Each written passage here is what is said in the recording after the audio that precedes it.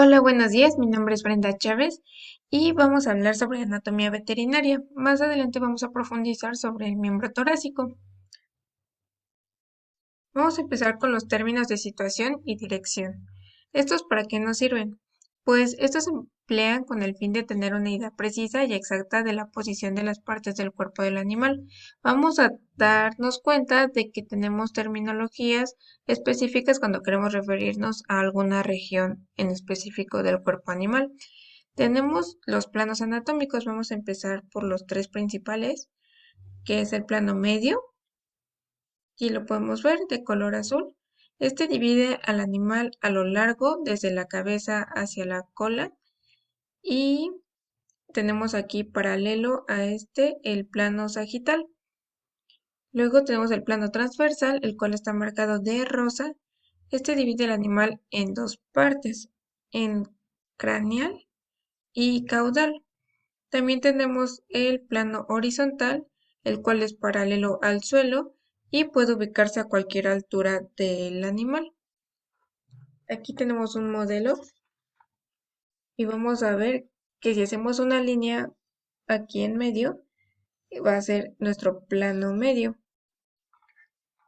Luego si lo dividimos a la mitad, aquí sería plano transversal y plano horizontal. Para los términos vamos a ocupar que todo lo que se acerca al plano medio, que era la línea que nos dividía aquí a la mitad, se va a llamar medial. Y todo lo que está hacia afuera, por así decirlo, se va a llamar lateral. A nivel de manos y pies vamos a ocupar el término dorsal y palmar, en caso de manos. Esta sería nuestra parte dorsal, esta es nuestra parte palmar, y en caso de pies sería dorsal y plantar. A nivel de dedos también vamos a tener unos términos que es axial y abaxial. Vamos a tener que entre el dedo 3 y 4 vamos a hacer un eje y todo lo que se acerque a este eje va a ser axial. Todo lo que se acerque del eje, perdón, todo lo que se aleje del eje va a ser abaxial. Términos exclusivos, tenemos el de la cabeza, donde todo lo que se acerque a la nariz lo vamos a llamar rostral. Todo lo que se acerque a las orejas se va a llamar caudal. A nivel del ojo vamos a tener que anterior va a ser lo que esté hacia afuera y posterior lo que esté hacia adentro. También tenemos el término superior e inferior, el cual lo podemos utilizar en labios, como labio superior, labio inferior, a nivel de párpados y a nivel de dientes.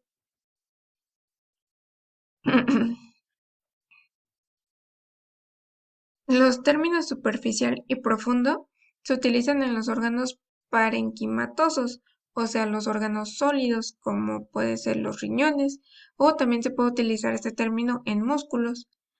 Tenemos el término externo e interno, el cual se utiliza en órganos tubulares, o sea, órganos huecos, como el corazón, los pulmones, las venas, el estómago.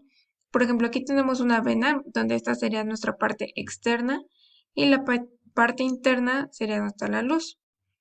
Tenemos término medio, el cual se utiliza en cualquier parte del cuerpo que esté entre dos términos, ya sea como craneal, como teníamos nuestra vaca, de craneal a caudal o de dorsal a ventral. Aquí en este caso tenemos las falanges, sería falange proximal, falange media y falange distal, está entre proximal y distal. Luego tenemos el término intermedio, el cual se utiliza en una estructura independiente, por ejemplo, de medial y lateral. Aquí tenemos el carpo intermedio. Eh, Vamos a ver una pequeña definición de anatomía veterinaria, que es la que estudia la forma, disposición y la estructura de los tejidos y órganos que constituyen el cuerpo del animal. Vamos a ver que la palabra anatomía viene del griego, donde ana significa a través de y tome significa corte o incisura. La organización del cuerpo animal va desde los tejidos, que son un conjunto de células con funciones similares que conforman los órganos y sistemas. luego seguido de los órganos, que componen dos o más tejidos, y por último los aparatos y sistemas, que es un grupo de órganos con funciones similares. Las subdivisiones de la anatomía tenemos que es la macroscópica, donde vamos a estudiar los órganos de manera muy superficial, la microscópica, donde vamos a estudiar los tejidos y las células. En la embriología vamos a ver que se estudia el desarrollo del individuo hasta que nace, la ultramicroscópica, que estudia los organelos celulares. Y debemos recordar que la célula es la parte más pequeña y tiene la capacidad de actuar con autonomía. Seguido de las ramas de la anatomía, vamos a pasar a la anatomía descriptiva, la cual divide al cuerpo en sistemas. La anatomía comparada, que describe y compara estructuras del organismo. Esta se enfoca más en mamíferos y aves domésticas. La topográfica, que describe la posición de los órganos a nivel de cavidades. Esto para hacerlo un poco más específico. La anatomía regional, la cual estudia lo que se encuentra en una región o espacio. Por ejemplo, si vamos a estudiar el tórax, debemos tomar en cuenta todo lo que hay en él, ya sea músculos, nervios, huesos y etcétera. De superficie, que nos da las características superficiales del cuerpo. Y por último, la radiográfica. Ah, ahí está. Radiográfica, que estudia el cuerpo mediante las radiografías, el ultrasonido o las tomografías. La anatomía quirúrgica se enfoca más a la clínica, que es importante a la hora de hacer cirugías. La patológica, que estudia lo normal para poder identificar lo que es anormal. Tenemos la fisiológica, la cual estudia la función de los órganos. Y por último, la anatomía nutricional, la cual nos va a decir qué alimento es especial para cada especie, ya que, como sabemos, una vaca no tiene la misma mandíbula que un perro, por lo tanto no necesitan el mismo alimento. Pasando a los principios morfológicos, vamos a pasar a que el zigomorfismo divide al cuerpo en dos partes, que sería la simetría bilateral. Separa los órganos monotípicos, o sea, los órganos pares, como podríamos tener los pulmones, los ojos, los ovarios, los riñones.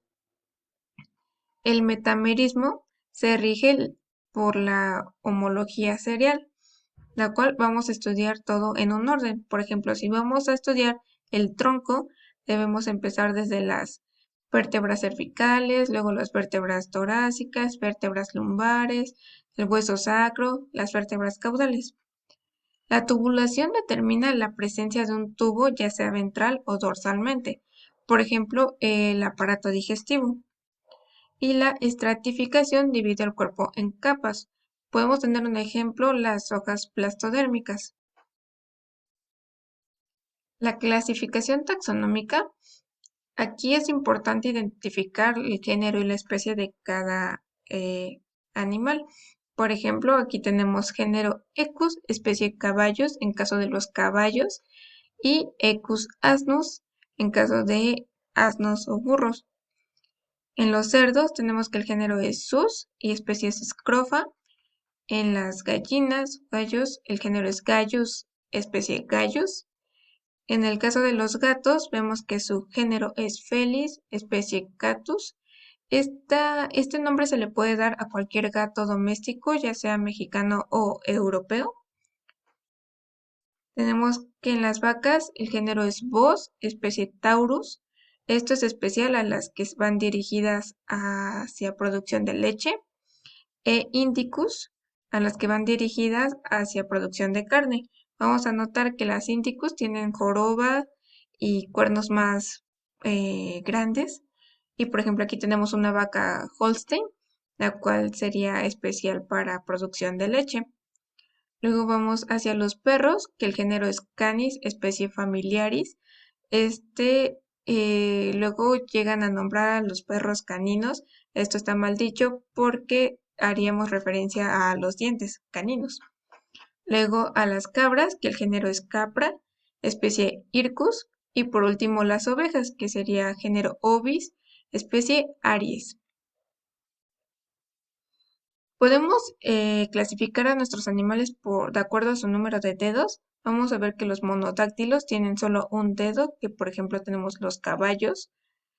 Didáctilos o bidáctilos tienen dos dedos, podemos tener los bovinos, ovinos, caprinos. Tetradáctilos son los que tienen cuatro dedos, que podemos tener los perros, gatos o cerdos. Los pentadáctilos, los cuales podrían ser los primates, lagomorfos y algunos roedores. También tenemos la clasificación por cómo se apoyan. Los digitígrados solo se apoyan en la punta de sus dedos y en este caso podrían ser los carnívoros, así como los perros. Ungulígrados son los que se apoyan totalmente en sus dedos y tienen una estructura llamada úngula, que aquí tenemos, por ejemplo, unos cascos en caso de caballos o pezuñas en caso de las vacas. Y los plantígrados que se apoyan por completo en sus palmas. Aquí podemos tener el ejemplo del lagomorfo, también podemos tener reptiles o primates.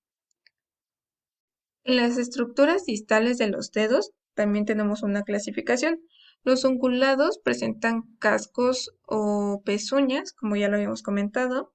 Los ungiculados presentan garras, que sería en el caso de los carnívoros.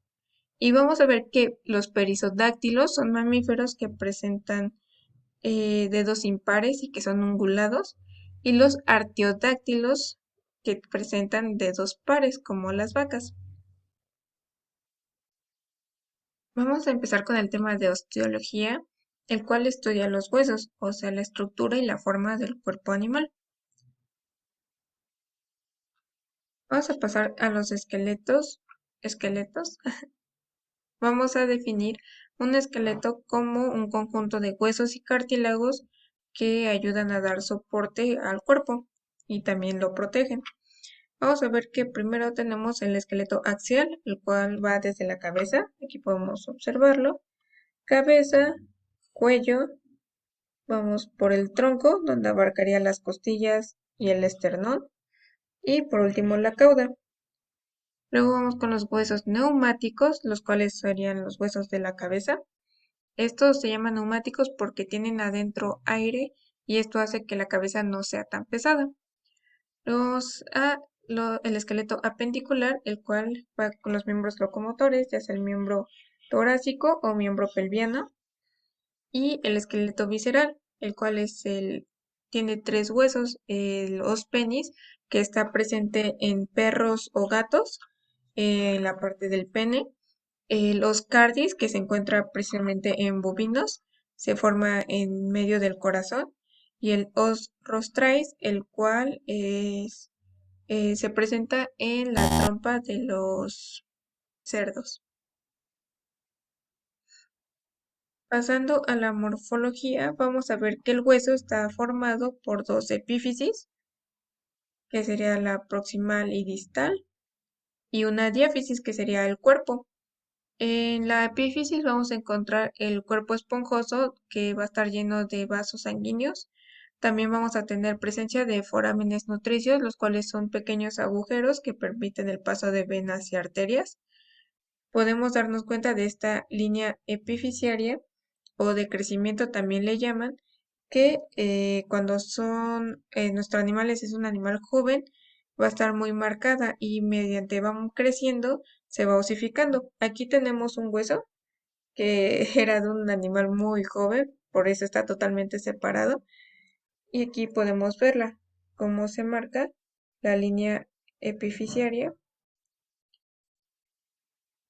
Aquí está. Esta, como digo, conforme va creciendo nuestro animal, se va osificando. Luego seguimos con el perostio, que es una lámina ósea externa, e internamente vamos a tener el endostio. También aquí dentro tenemos la cavidad medular, o también se le puede llamar hematopoyética, la cual se encarga de producir nuestra médula ósea.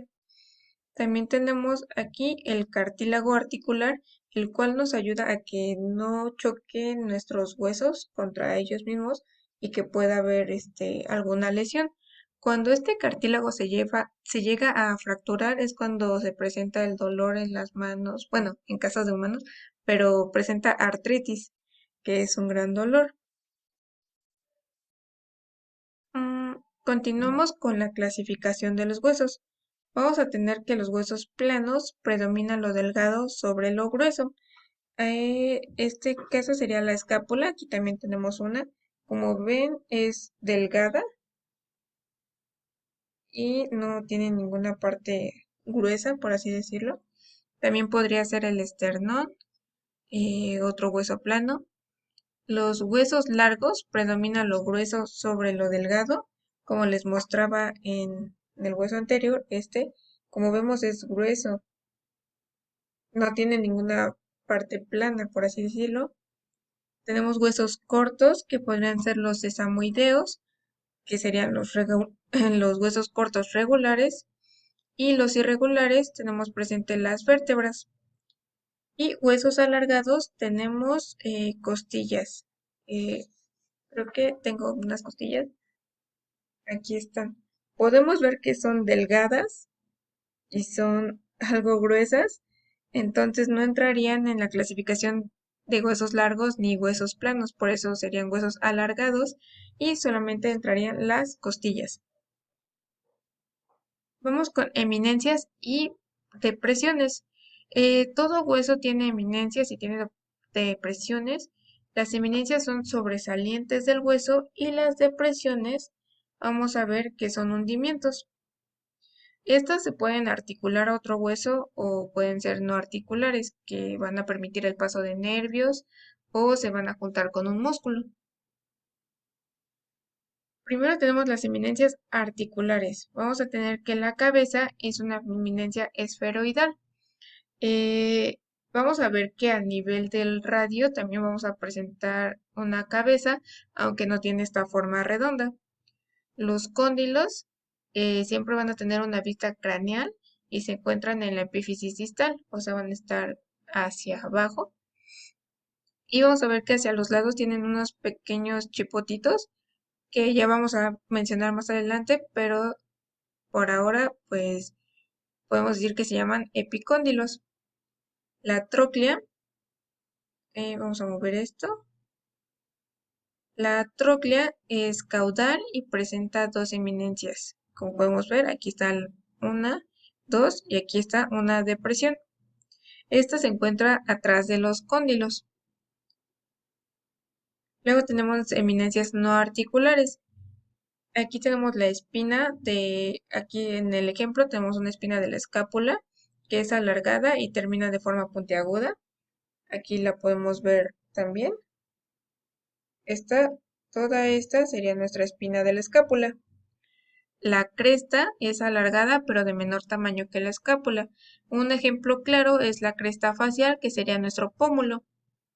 Las líneas se encuentran en una superficie serrata que están normalmente en la parte medial de nuestra escápula. Estas son pequeñas eminencias, casi no se notan. Luego tenemos el proceso o apófisis, que también se le puede llamar, que tiene una forma ensanchada, rugosa y puntiaguda, y la podemos encontrar a nivel de las vértebras. Este sería el proceso espinoso. Tenemos la tuberosidad, que es igual al proceso, pero de menor tamaño.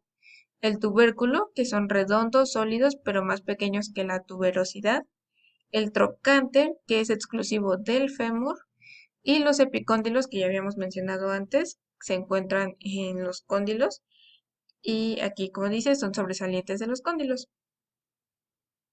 Las depresiones articulares, vamos a ver esta que se llama cavidad glenoidea, que es exclusiva de la escápula. Aquí se las puedo mostrar. Está en la parte distal de la escápula y es esta. Es poco profunda. Luego tenemos la cavidad acetabular, la cual va a ser exclusiva del hueso coxal. Tenemos las facetas que se encuentran en cualquier hueso que se articule. Tenemos la cóclea, que presenta tres eminencias, que son estas de color amarillo, y dos depresiones, que están en color rojo. Luego tenemos las depresiones no articulares. Tenemos la fosa, que es grande y poco alargada. Tenemos el surco, que es abierto y se encuentra a nivel de la cabeza. Aquí tenemos un ejemplo. Esta sería la cabeza y este de aquí sería el surco. Luego tenemos el canal, que es cerrado. El meato, que es exclusivo del oído y da origen a un canal. En este caso sería el canal auditivo.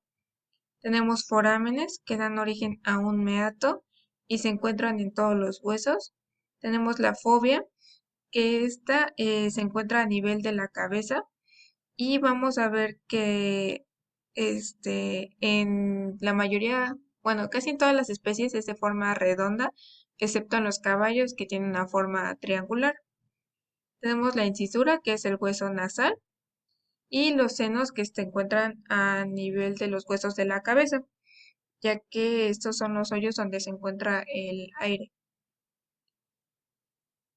Ahora sí, vamos a pasar al miembro torácico.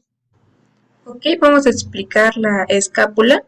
Aquí tengo una que es de un pequeño rumiante, pero nos va a ayudar a identificar las partes.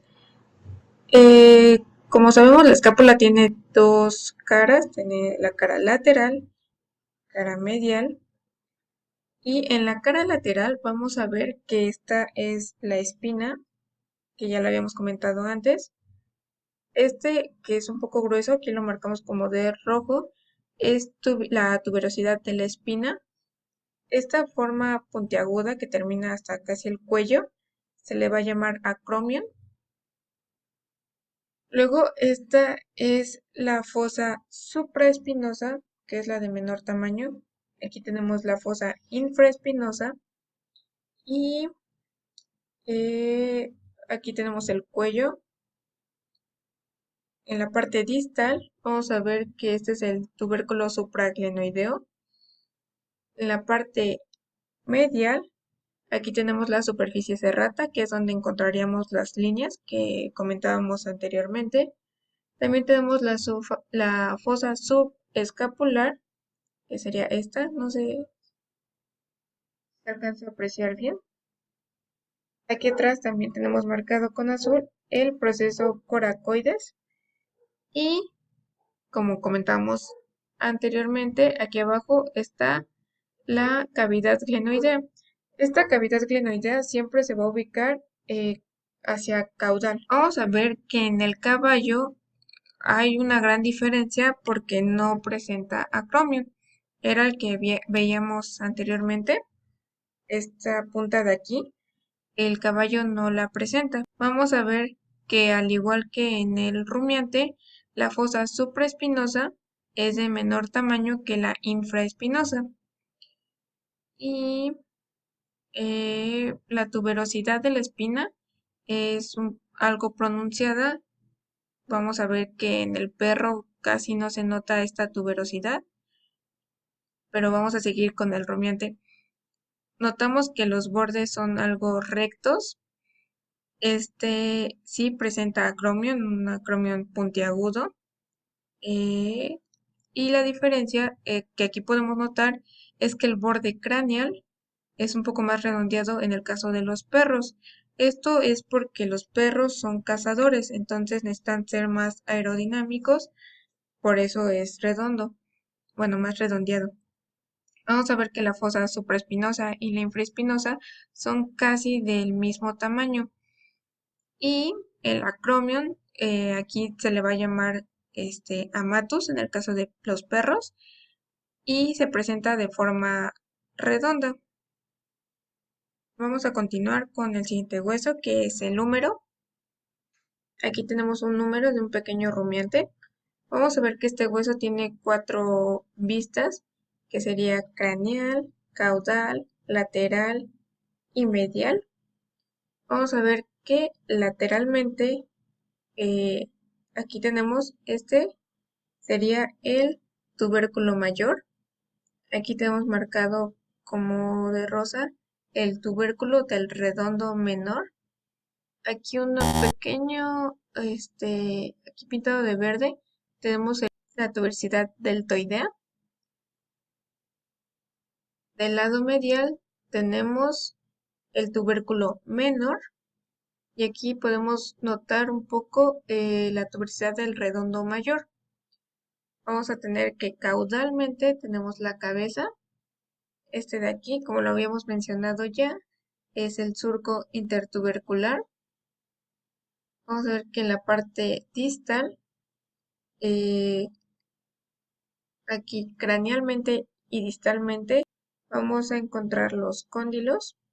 Vamos a tener los epicóndilos. Aquí hay una pequeña fosa que se llama fosa radial. Y vamos a ver que caudalmente está la tróclea y la fosa del olecranon. Vamos a pasar a ver las diferencias entre nuestras especies. Vamos a ver el que acabamos de explicar fue el del bovino y vamos a seguir con el del perro porque es muy parecido. Vamos a ver que igualmente solo tiene dos tubérculos, el tubérculo mayor y el menor, y en medio tiene solo un surco intertubercular.